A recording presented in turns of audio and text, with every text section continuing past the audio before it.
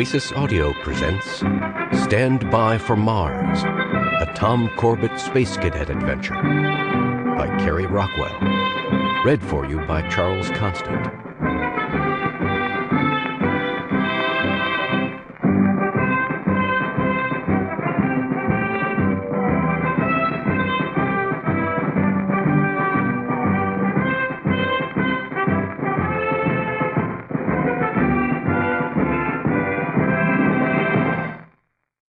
Chapter 1. "Stand to, you rocket wash!" A harsh, bull-throated roar thundered over the platform of the monorail station at Space Academy, and suddenly the lively chatter and laughter of more than 100 boys was stilled.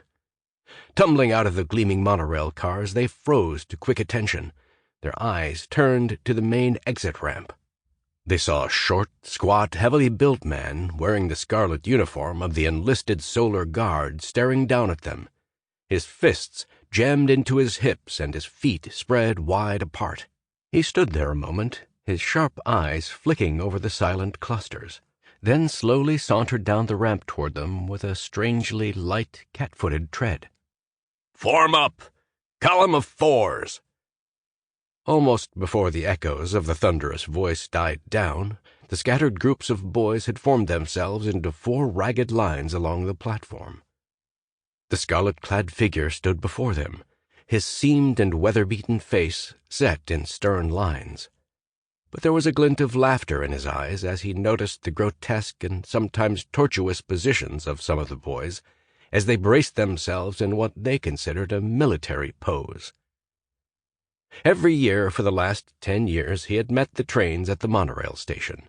Every year he had seen boys in their late teens gathered from Earth, Mars, and Venus, 3 planets millions of miles apart. They were dressed in many different styles of clothes: the loose flowing robes of the lads from the Martian deserts, the knee-length shorts and high stockings of the boys from the Venusian jungles, the varicolored jacket and trouser combinations of the boys from the magnificent Earth cities.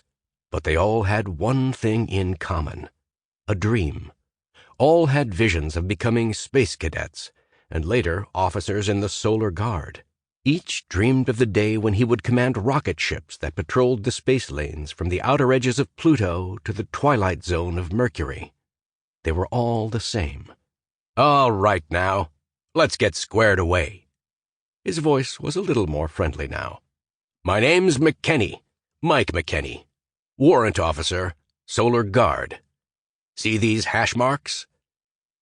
He suddenly held out a thick arm that bulged against the tight red sleeve. From the wrists to the elbow, the lines of boys could see a solid corrugation of white V-shaped stripes. "Each one of these marks represents 4 years in space," he continued.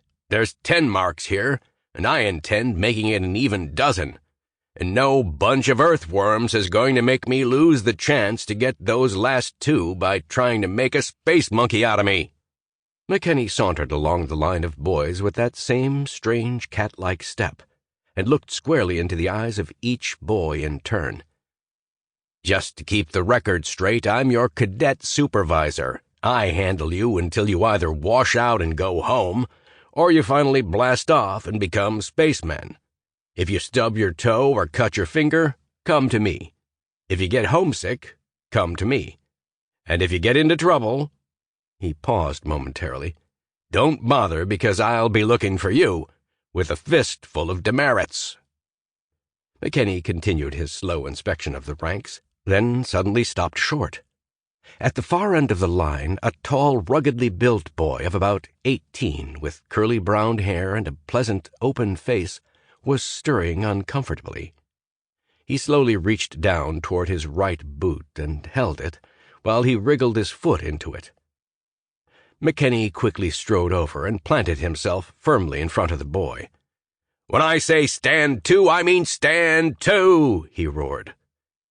The boy jerked himself erect and snapped to attention. I'm sorry, sir," he stammered, "but my boot, it was coming off and—" "I don't care if your pants are falling down, an order's an order." Sample complete. Ready to continue?